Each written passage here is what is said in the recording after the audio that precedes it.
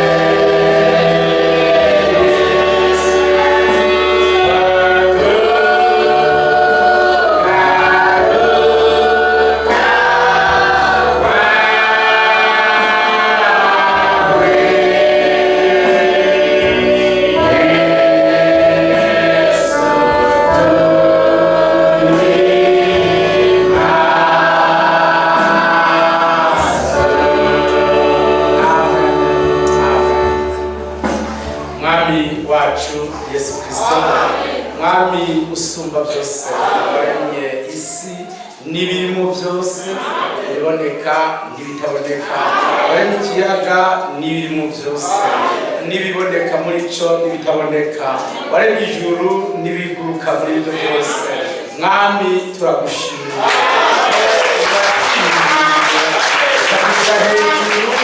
y'ibyo byose waremye, uko watwise abana bawe, dutera iteka tuba abo kuganza ibiri mu isi, ibiri mu kirere, ibiri mu mazi, byose turi hejuru yabyo, turi urubyaro rwawe, tubura awe. Mwami warakoze kuducungura, warakoze kudushira ahantu ho hejuru muri Kristo Yesu, warakoze kutwiyumvira ko mwami naco tubirushije, ariko nuko waduteye iteka ukadukuza, ukadushira hituza eleve, dushira hejuru yavyo. Warakoze, turagushimiye mwami umugambi wawe w'agakiza washikanye kuri twebwe, ukadushitsa ko ibyabereye i Golgotha bikaba umugabane wacu natwe. Tugushimiye amaraso yawe washeshe utacu, muri ayo maraso niho warirwa zacu, muri ibyo ati ya maraso yawe niyo angeza rwose, amaraso yatweza ibyaha byose. Turagushimiye mukiza ku Golgotha, wishize ko indwara zacu zose, ibyaha byacu byose, nagitangaje ko wigiriwe ubabaye cyane, kuko wari utwaye ibibi byose umwanzi yadukoreye, urabijana kubibamba i Golgotha. Ubu none nous libre, twararohoke turagushimiye agakiza waduhaye, turagushimiye ijambo waduhaye, turagushimiye mwene wawe yera waduhaye mu mitima yacu, atwuzuzamwo urukundo n'amahoro n'ubwizigirwa, atwuzuzamwo mwami kwihangana no kwirinda no kurindira ibyo wadusezeraniye. Warakoze, turagushimiye cyane, ufite igihugu cyiza, wapfuye uzukanye intsinzi.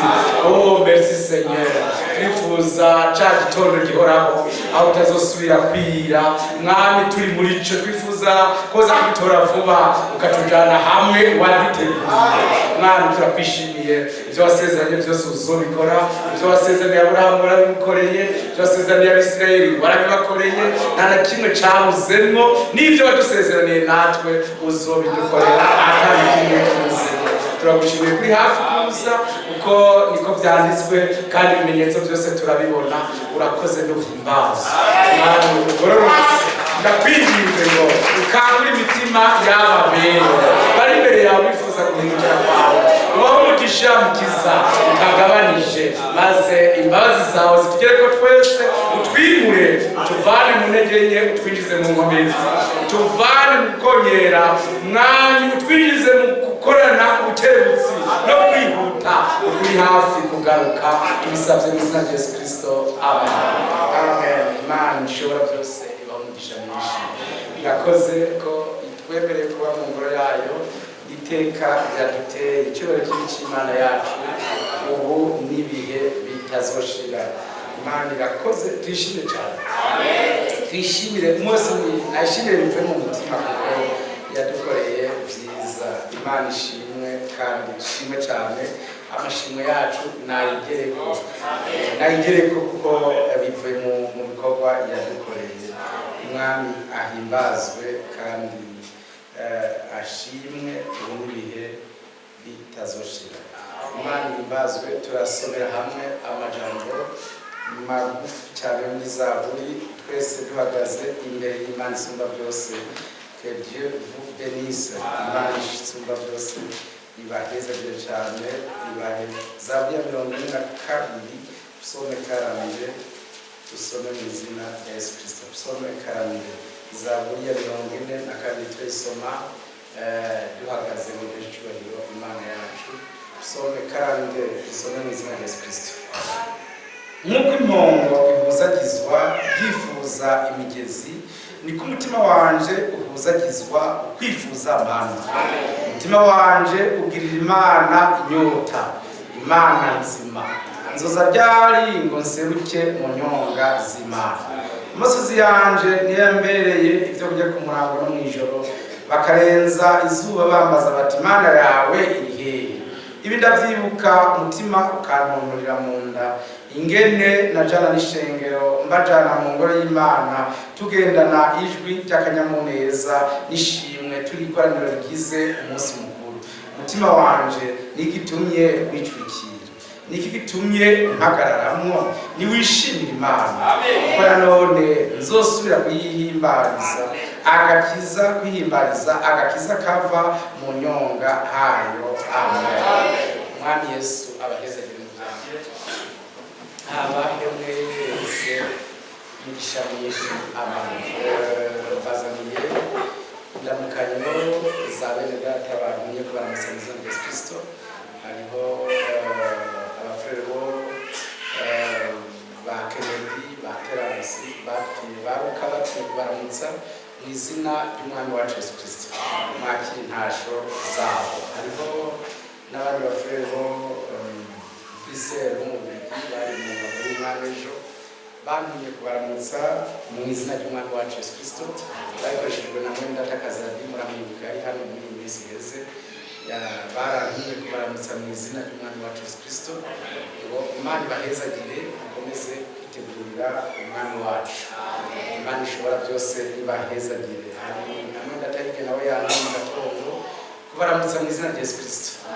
Murazi ko dusubiramo ubutumwa bwiza mu Kirundi. Imana yaradukoreye n'ishimwe, muzokomeze kubwumviriza. Imana nawe umugisha itagabanije.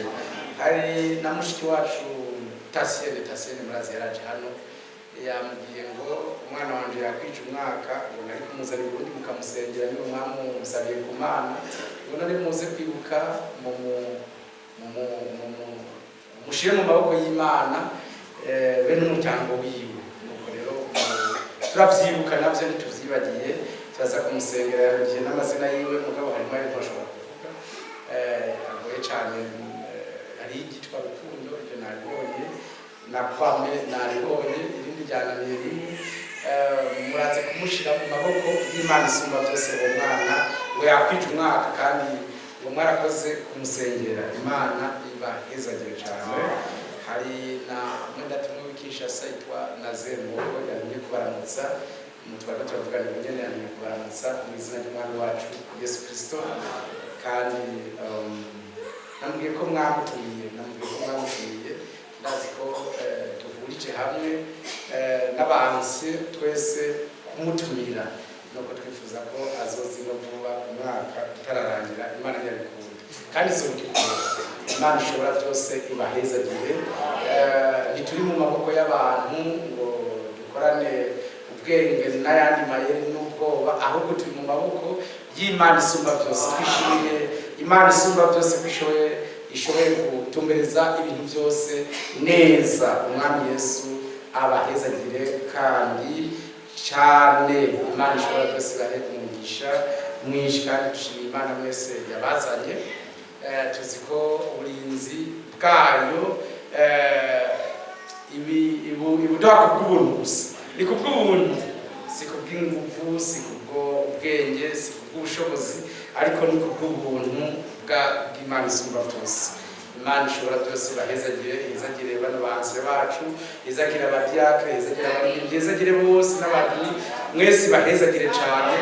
Mwitegeye guhindukira ku mwami wacu Yesu Kristo agiye kuza vuba, kugira ngo mwarumvishe ko Isirayeli iriko iyo saha y'Imana murabizi. Iyo saha y'Imana murabizi, mwumvise ko basinyiraniye amasezerano y'amahoro na Gaza. Kandi muribuka ko byanditswe muri Tesalonika ba mbere igice cya 5 ngo aho bazobavugirana amahoro n'amahoro nta nkomanzi, niyo guhona uzoza giturumbuka. Mwitegurire gusanganira umwami wacu Yesu Kristo kandi agiye kuza vuba. None numvise Trump ariko aravuga ngo dushobora kuba twaronse amahoro ahoraho muri Isirayeli. Niba rero byashitse, mutegure umwami wacu agiye kuza. Hanyuma turazi neza ko papa azovyinjiramo kandi tugira amahirwe ko batoye papa w'umunyamerika ashobora kuzokorana na Trump, ashobora kuzovyinjiramo vuba kugira basinyane y'amasezerano yo kumara iyinga rimwe.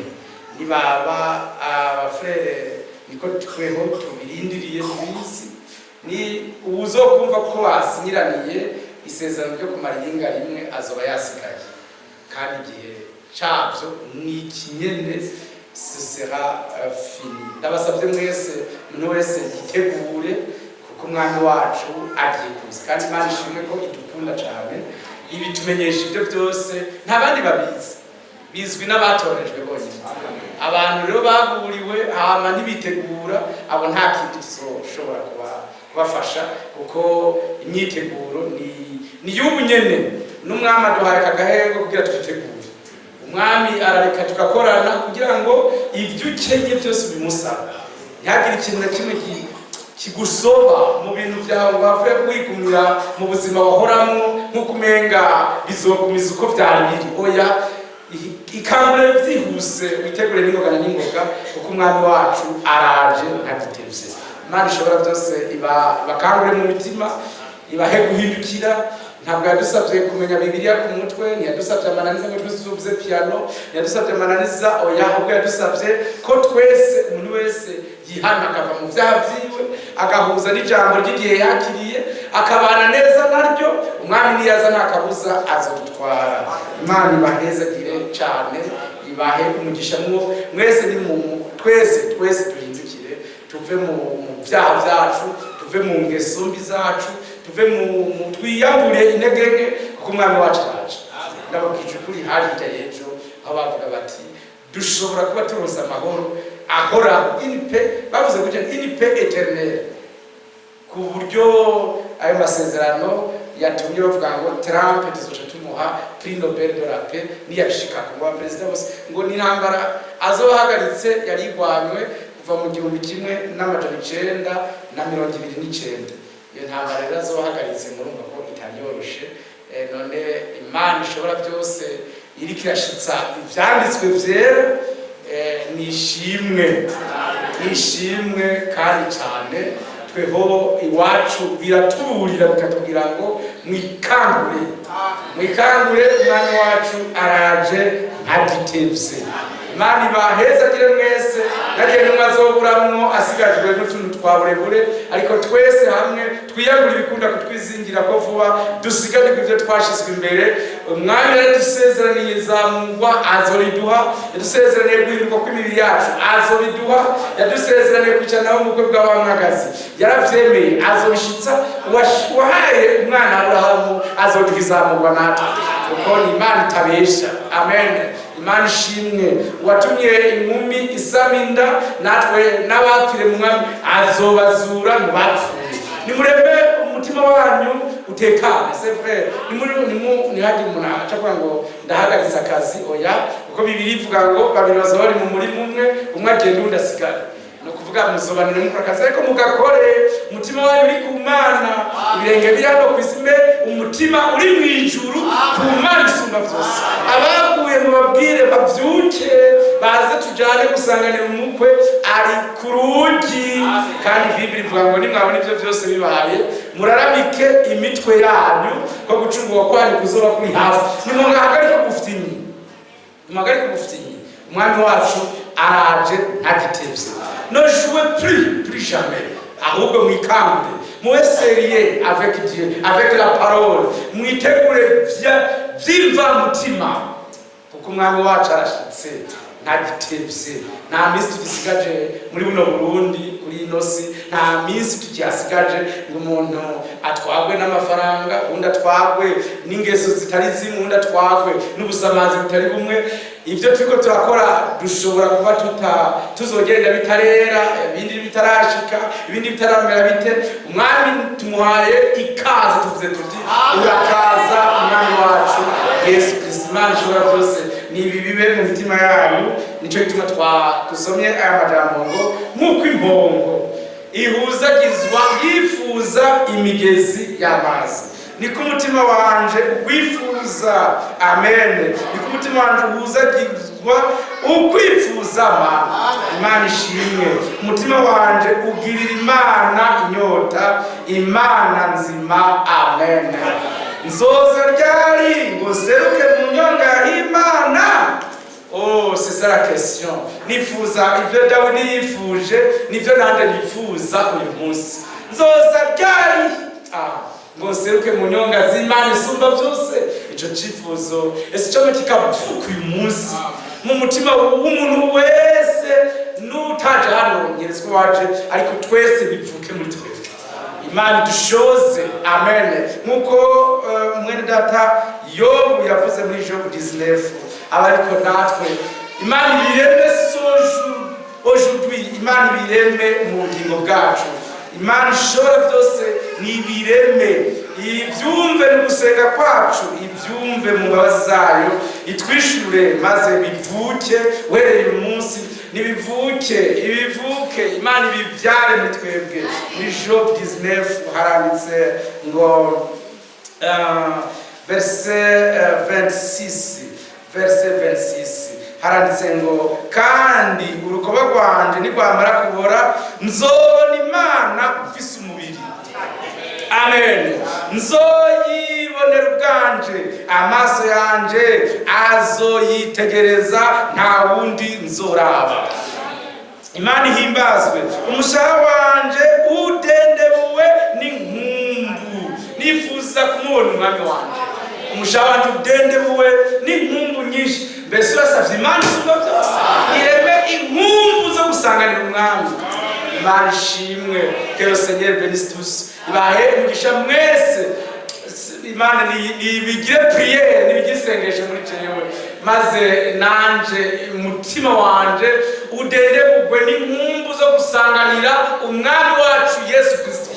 Imana ishimwe. Mufatanye na bamuririmbyi ngo nifuza cyane kumureba amaso mu yandi, ngo ndirimbe ibihe bidashira, ishimwe ryiwe ryinshi. Imana ihimbaze.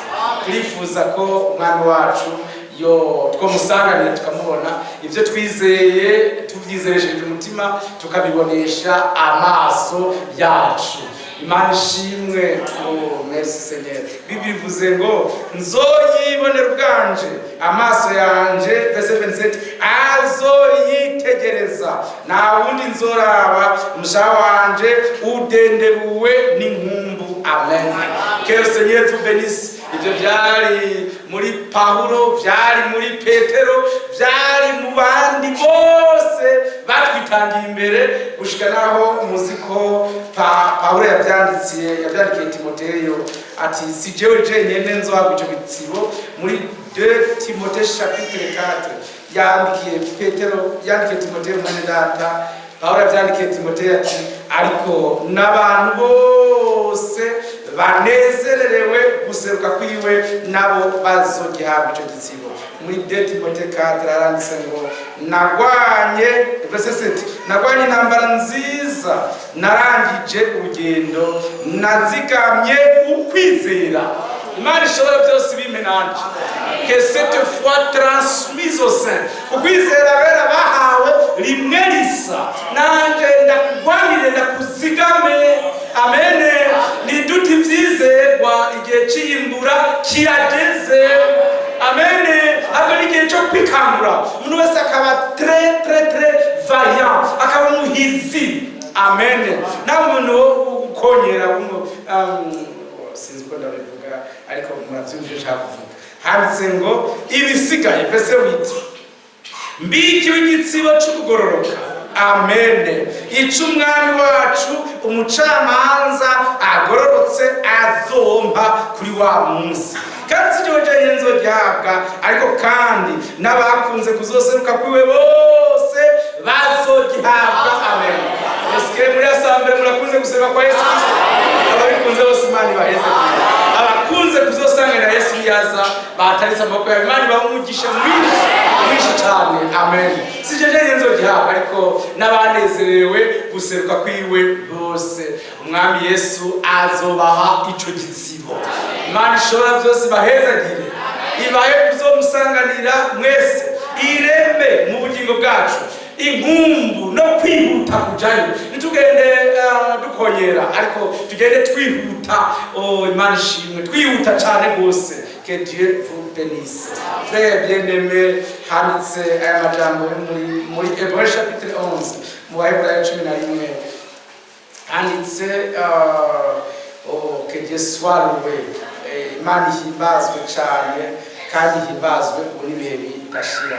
Verset 7 yaranditswe ngo ukwizera niko kwatumye Nowa yubaha amaze kuburirwa n'Imana ibitari bwaboneke akabaza ubwato bwo kurokora abo mu nzu yiwe kandi ko kwamuhaye gutsindisha abari mu isi no kuragwa ukugororoka kuzanwa n'ukwizera.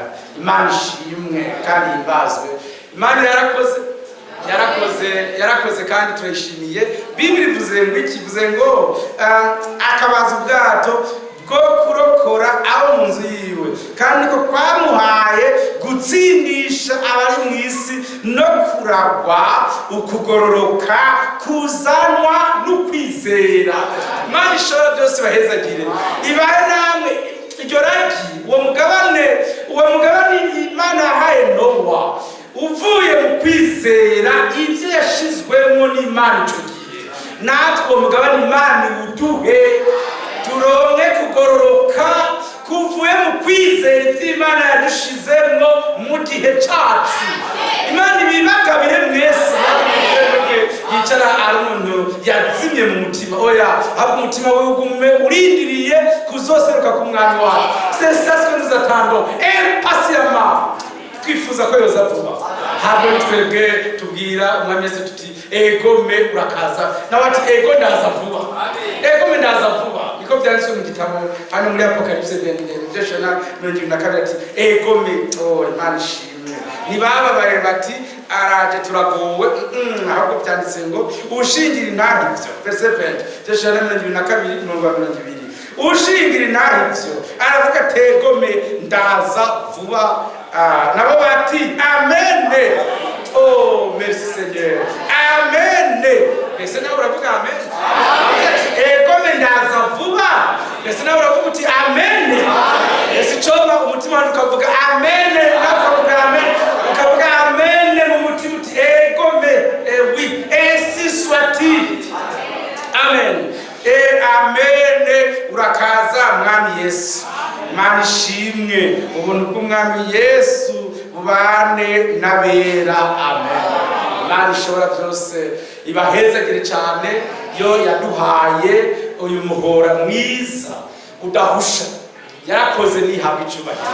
Bibiri ivuga ngo zari nkumi 10 zitanu zari z'ubwenge zindi zitanu zari z'ibicuncu ariko zitanu z'ubwenge zari zifite amavuta yo ku ruhande zindi zitanu z'ibijuju nta mavuta yo ku ruhande zari zazanye.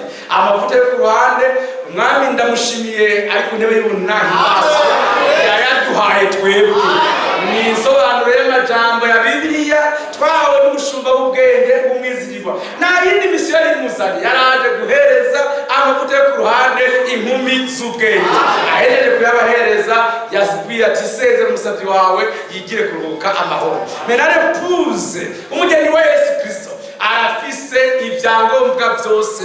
Imana ishimwe reka tubakangura kubyumviriza kubisubiramo. Niba ushaka izamurwa niba Imana yaragufatanije n'ubukwe bwa wa mwagazi nawe kwibona nabigukangurira ahubwo ufise ishaka muri wewe ryo kubisubiramo 10 fois 20 fois ubyumviriza gushika Yesu Kristo agarutse. Imana ishimwe kandi ibibahe mwese nayangombwa fe reka niyo azotandukanye n'izubwenge n'iz'ibicucu. Mari mubizi umusere umwe niwe yanyandikiye mu masaha 8 y'ijoro ambonye ku murongo niko numviriza predication ndamubwira ndiko ndivise ubutumwa bwiza ndiko ndashaka amavuta yo ku ruhande nawe nyamusere ngo bon birakomeye cyane umwami wacu araje ntagire ibizodusoba umwami yagira frère ndabasabye n'umutima wanjye wose bientôt il est à la porte. Ntagire frère n'umwe yiyobagize ibyo bintu s'il vous plaît je vous supplie ndabatakambye n'umutima wanjye wose kuko nta hari ibintu bibiri bitandukanya inkumi z'ubwenge n'iz'ibijuju.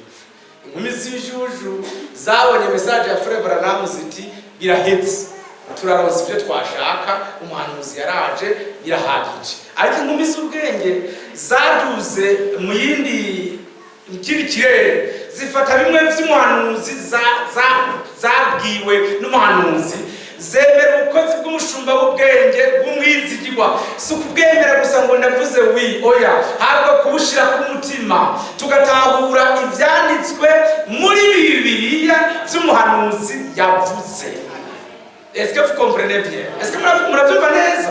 Ni kuvuga ngo ivy'umuhanuzi yatwigishije tubitahuzwa na ministère de Matthieu 24:45-47. Imana yarungitse ubwo bukozi kugira ngo abera baze batahure, bagire position nziza muri Kristo Yesu, apana position muri message, habigagaro ciza muri Kristo Yesu, mu ijambo ry'Imana isumba vyose. Cyo bituma mwikangure, umwami wacu araje, y'abahanebwe ntibazobona ubwami bw'Imana. Apocalypse chapitre combien? Chapitre 17, je crois, chapitre 17.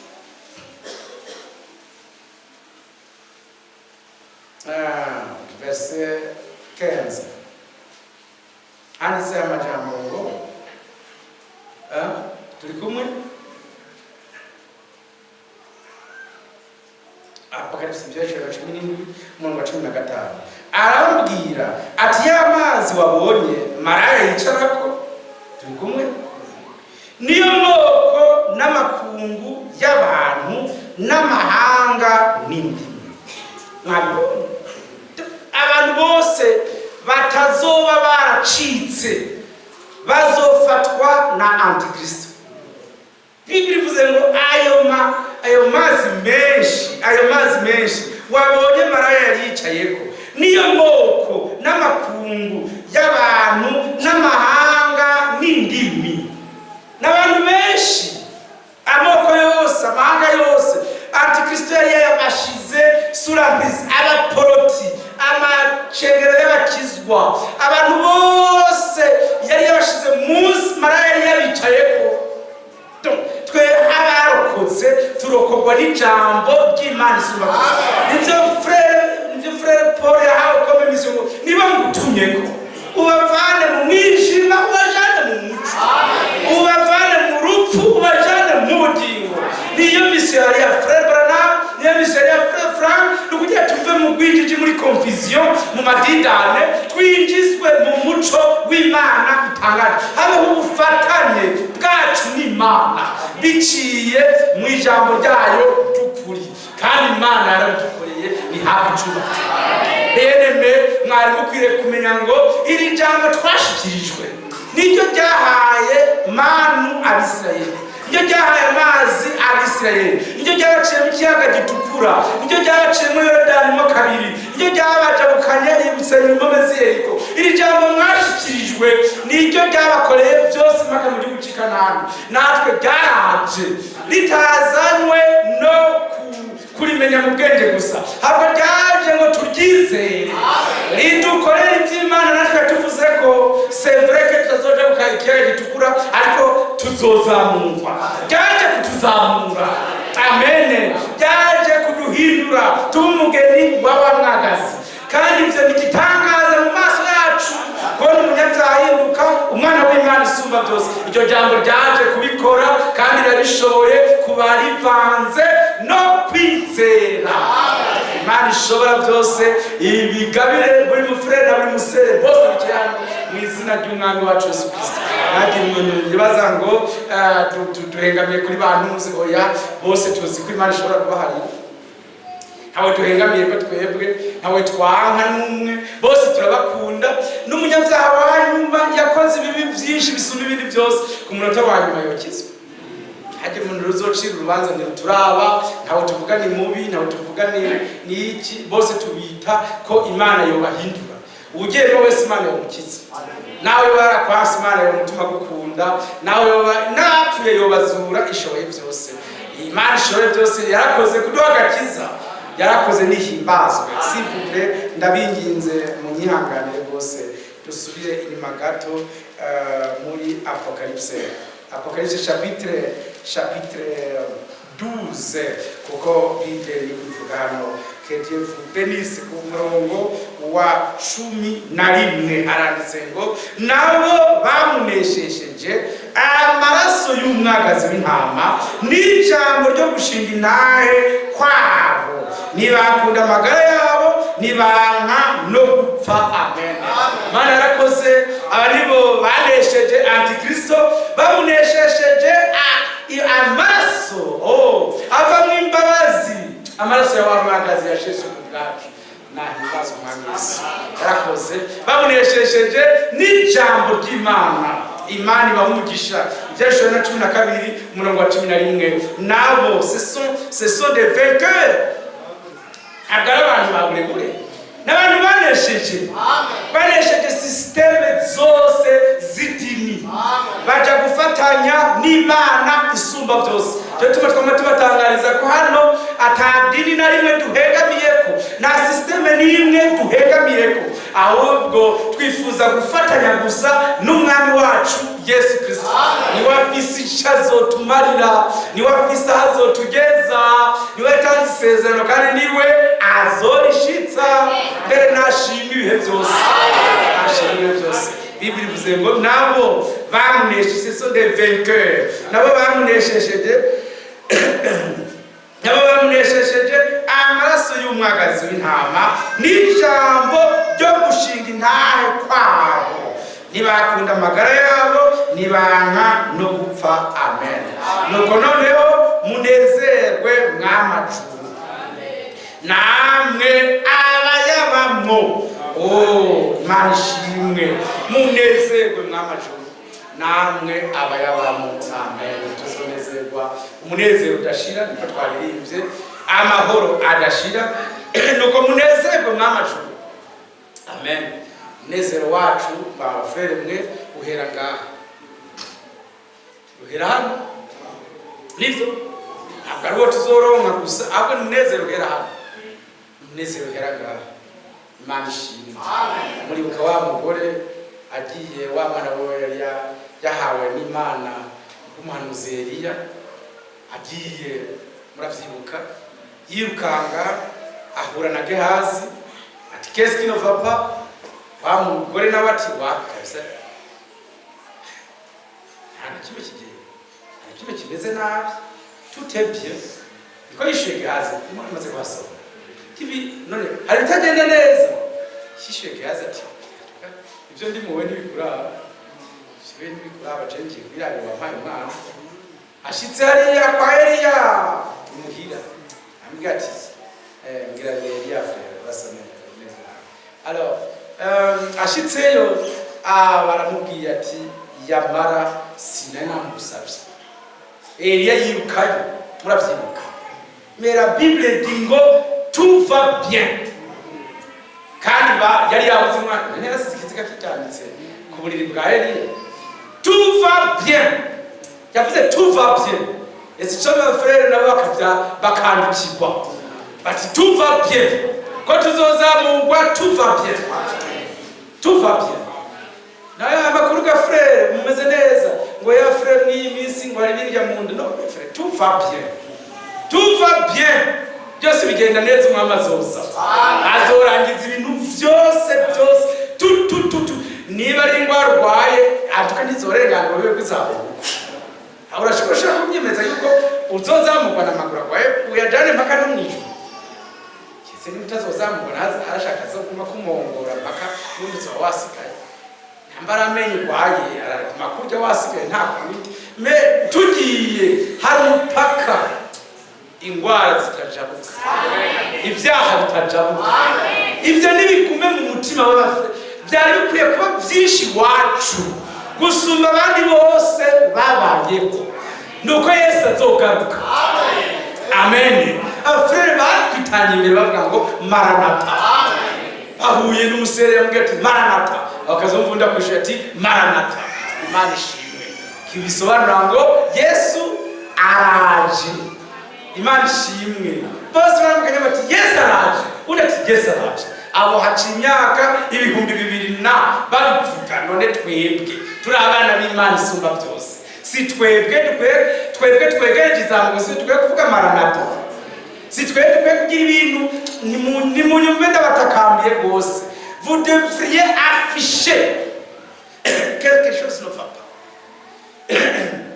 Les gens sont agités, abantu barahagaritse umutima, abandi bari mu bintu bitandukanye kubwo kwitega ibiri inyuma yabo biravuze batazi nyene bizogenda. Ariko none abafrere bo ntibari agite kubera ivyo bigira bibe batabizi. Oya, Yesu yavuze ngo raba ndabibabwiye bitaraza kugira n'ivyaba mwebwe muzobe mubizi. Amen. None abera bari hano barazi bigiye kuba, byategerezwa kwerekana ko hari ikintu kigiye kuba mu mugeni. Frère, mumbabarire, hari histoire nasomye muri telefone muri Bible, histoire ya frère Elia na Elisa. Hari umunsi akazi kahagaze frère, hari umunsi akazi kahagaze, hari umunsi akazi kahagaze. Barya abantu bafata urugendo, baja butsero darati subira inyuma na wati ipu umbwira ikivyo bintu yo predication nemeye subira inyuma umve inyuma uhoraho arantwaye na wati reka cuda data buja ndazi ko nabara ndakugambukira mugabo uyu munsi simumva inyuma nuhoraho ntakavyumve ndakurahiye nuhoraho nusubire kunyinga ndakumva inyuma. Babegeye imbere ati hari ikintu burya cyazanye ndazi kugenda ariko nshaka imigabane ibiri y'impemu yawe. Je nahora n'umuboyi mugabo ngiye kuba umuhanuzi nanje.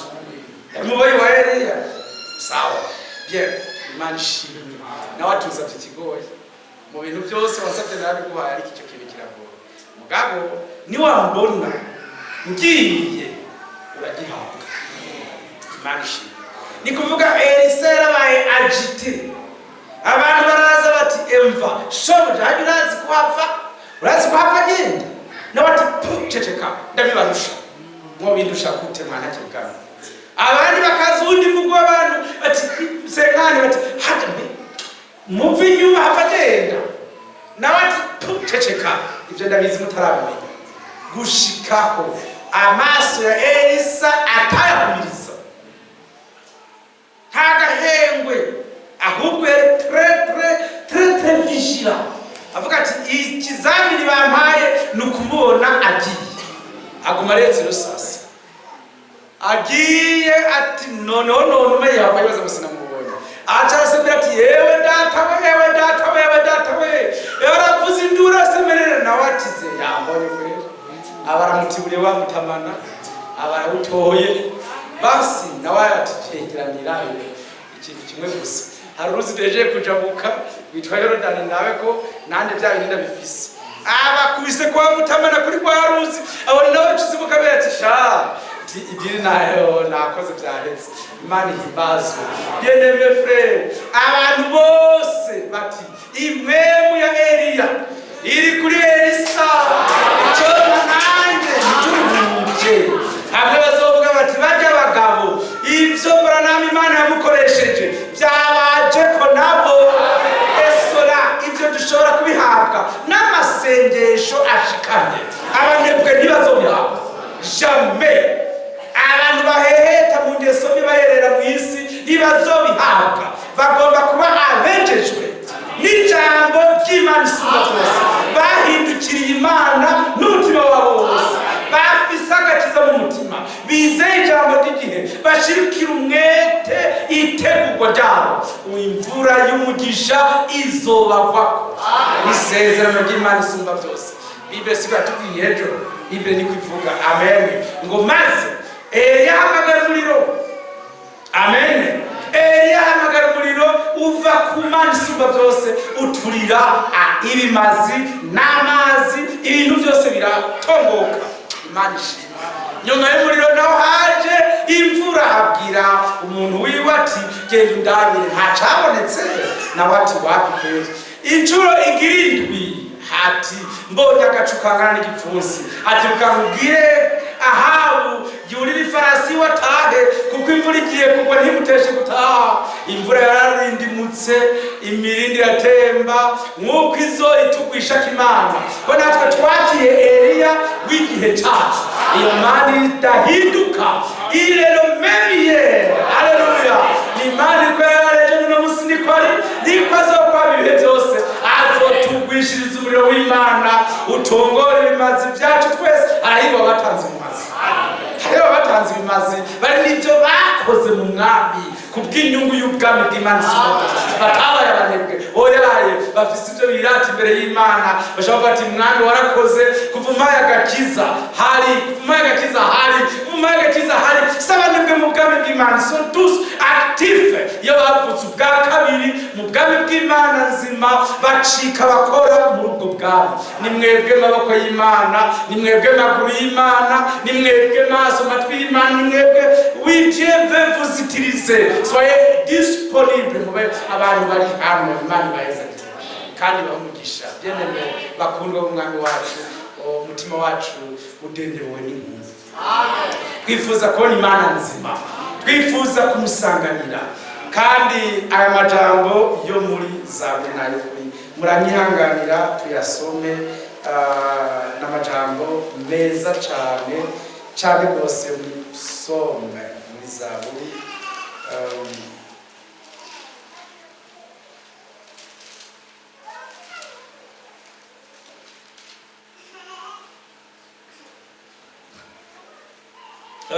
Verset 5.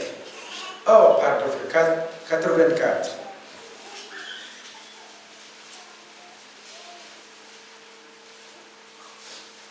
Oh, que Dieu vous bénisse. Mugomba tubihere ku murongo wa 4 haranditse ngo hahirwa baba mu ngoro yawe bama bagushima ubudasiba. Zaburi 84 umurongo wa 4. Hahirwa baba mu ngoro yawe bama bagushima ubudasiba. Hahirwa umuntu inkomezi ziwe zihagaze muri wewe. Hahirwa abafise mu mutima amarango aja.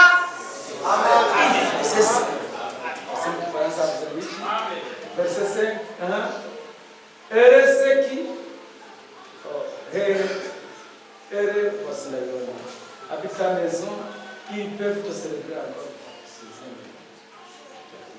Verset combien? Hahirwa baba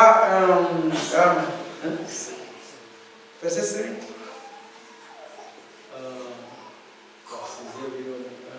Erese qui habite ta maison, ils peuvent te célébrer. Oh, merci. Nyine bisobanura mu Gifaransa ariko mu Kirundi batubwiye ngo bafise amarango aje Siyoni. Sinzi ko je ne sais rien. Ufise Bibiliya y'Icyongereza ariko turabira ne hahirwa bafise mu mitima amarango aja Siyoni. Umenga nisa ipepe to célébrer encore. Hahirwa bafise mu mitima inzira z'iwawe. Ça c'est bien dit. Aïe aïe aïe aïe. Oh, Imana ikweza dit. Oh, iyo Bibiliya ni nziza cyane. Hahirwa bafise mu mitima inzira. Oh, mu Kirundi ari mu Gifaransa biri. C'est erese qui place entre bien, ariko abafise mu mitima inzira z'ikiwa kivuga neza cyane. C'est ça. Hahirwa bafise kirimo il trouve dans leur cœur des chemins. Voilà, c'est ça, deuxième partie. Des chemins tout tracés. Que Dieu soit loué. Voilà, Imana ikweza. Des chemins, il trouve dans leur cœur des chemins tout tracés. Voilà, nayo majambo Imana ibazo. Voilà, Imana ishimwe. Bafise amarango n'inzira zigoroye. Zigoroye. Urabona inzira zitarimo ibitunguru by'abatodani n'icyo. Inzira zigoroye zikiwawe. Hari bafise mu mutima inzira tout tracées. Que Dieu vous bénisse. Niyo cyifuzo nsabiye abafrere muri iki gitondo. Bafise muri bo inzira ziri tout tracées, zigoroye z'Isiyoni. Imana ibiba kabiri muri iki gitondo. Iyo nzira igenda Isiyoni igoroye nziza itarimo ibintu bitega ibe mu mutima. Des chemins tout tracés. Oh, mwama baheza gereza. umwami ahimbazwe bafise impumbu zo kuzosanganira umwami wacu. Ils ont des chemins tout tracés. Que Dieu vous bénisse. N'amajambo twe gusurinya muri Bibiliya bati hahirwa bafise mu mitima amarango aja Isiyoni. Biblia komeje verset 6 mu Kirundi mu Bibiliya ngo iyo baciye mu mwonga witwa Marira bawuhindura ahantu hamariba. Amen. Oui, c'est vrai. Et ceux qui procurent la paix. Amen. Que Dieu vous bénisse. Hahirwa ababanguranye niko babisobanura mu Kirundi. Bafise bahamahoro abandi. Atari abantu na nabi nimwe ivugwa hagati yacu. Na enemy numwe dufise. Na condemnation nimwe dufise. Est-ce que baravyumva? Ntawe nta numwe twebwe ni turi no mwidini ngo twave turemeka ibuye rishushe ku bapantekoti. Nabo Imana nishaka izobazana. Ntabwo twashwanye ngo tugire ivyo twapfuye tuvuge ngo murakaherayo. Oya, tubipfurije bose kuza, tubasengera bose, tubakunda bose, uko badufata kose birabaraba, tuzoguma tubafata neza gushika Yesu Kristo agarutse. Tubakundisha umutima wacu, tunabibwira Imana tutibahezagire mwami. Iko tumeze. Ariwe muri bo bafise marango, inzira ziciye zigoroye z'Isiyoni. Imana ibahezagire, ibahumugisha. Iyo baciye mu mwonga w'amarira bawuhindura amariba. Que Dieu soit glorifié. Mbere imvura y'intasuro iwambika imigisha. 7. Bagenda bunguka inkomezi. Umuntu wese wo muri bo aseruka imbere y'Imana Isiyoni. Uraho Mana nyeningabo, umva gusenga kwanje, tega ugutwi Mana yako. Mana nkinzo yacu heraba, witegereze mu maso yo warobanuje amavuta. Kuko kumara umunsi umwe mu nyubakwa zawe kuruta kumara iyindi gihumbi ahandi. Nofuma magarara gisafu c'ingoro y'Imana yanje hako noba mu mahema y'abanyakibi. Gora Imana ari izuba ari nkinzo, urazotanga ubuntu n'icubahiro, nazogira iciza na kimwe yima abagenda batunganye. Barabonye n'ingabo hahirwa umuntu akwizigira. Ça c'est merveilleux. Uhora nashimwe cyane areme muri twebwe urukumbuzi rwo kuzoja kumusanganira. Imana ishimwe cyane, ishimwe cyane kandi bireme muri mwebwe. Kandi koko abantu bose baravyibuka, twabisubiyemo kenshi tuti abantu bose bazomusanganira n'abantu bamwiteze. Muri bo bagumana kumwitega, baguma bavuga uzoza ryari mwami, bama bamwiteze. Amen.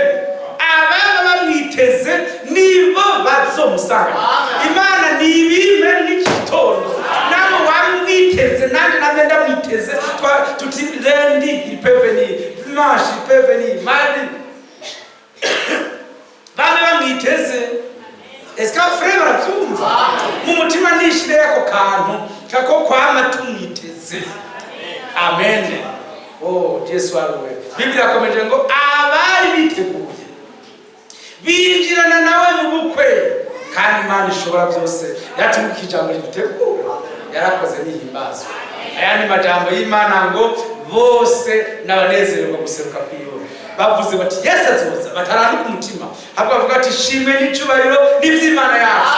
Naze koko naze atujana. Abo bantu bakwije ivyo bintu bitatu bamwiteze imisi yose, umwanya wose bamwiteze. Bari ku kazi bamwiteze, baryamye baryama bati mwami ukaza, turi mu buriri urantware mwami, bamwiteze. Abo bantu nanize baja. Il répondra à votre souhait. Esi choma bafere bakamenya ibiri mu mutima wanje, kuko nzi neza nakekeranya ko amajambo ndababwira nayukuri, nay'Imana isumba byose, aherekejwe n'ubuzima. Kandi iyo hariho icifuzo habariho n'igisubizo. Iyo hari inyota abariho n'ibyo kwihaza. Iyo hari inzara hariho n'ibyo kuyuzuza. Ko hari inzara mu mutima wanje ko tuzosanganira umwami nayuzuze. si azobikora nahimbazwe ino manjame ntarigeratisha na rimwe vyasezeranye si umuntu mwe munaniye gushitsa ahubwo n'Imana ishoboye byose azabidukorera azotujana iwacu tuzomubona umwami wacu nahimbazwe ibihe bitazoshira amen maguke tumushimire cyane arakwiye gushimira amen mani bamugisha mwishi merci que Dieu vous bénisse mwokozi wetu anatupa furaha duniani ni by'ukuri aratunezereza yaba akaturirimishije mu kirundi ni makangahe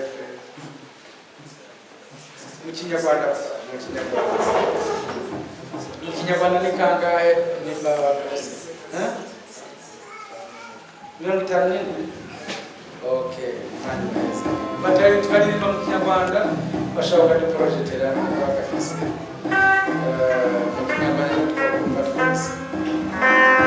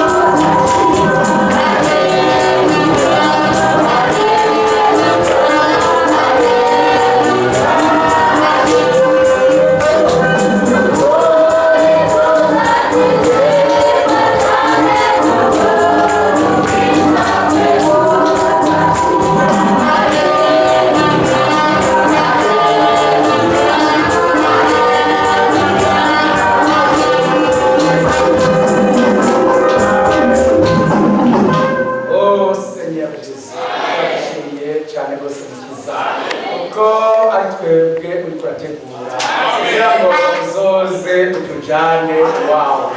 None mwami turi n'ibyo tugusaba ubwo iyi si ituremera cyane, turagusabye inyota mu mutima yo kuzogusanganira imyembe mu mitima yacu. Turifuza kuturema ngo rukumbuzi wama gwaka muri twebwe nkayo ati umutima wanje ugendewe n'impumvu, nta wundi nshaka ko tomundabira nzomwibonere ubwanje. Turifuje mu gitondo kuturemamwo amarango aja i Siyoni, des chemins tout tracés. Oh Dieu tout puissant, tubidukorere mu bugingo bwacu. Bibe byuzuye iminsi yose, ntituruhuke tutaragerayo, nitwigere twicara tutarashika aho duteguye. Urakoze Data wera, n'uwo mugisha aba bana bawe baguma mu rukumbuzi rudasanzwe, banezerewe guseruka kwawe. Bavuga bati ngwino mwami Yesu, urakaza twebukiye intsinzi y'ibihe bidashira, uje mu mahoro adakama mu gitondo gihoraho. Haleluya!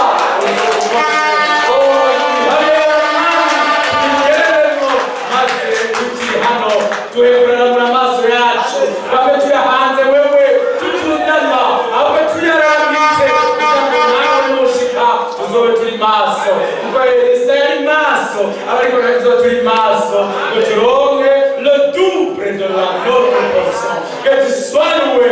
Alléluia. Ushimwe n'inganje n'icyubahiro cyane kandi kwabera bose mu izina rya Yesu Kristo.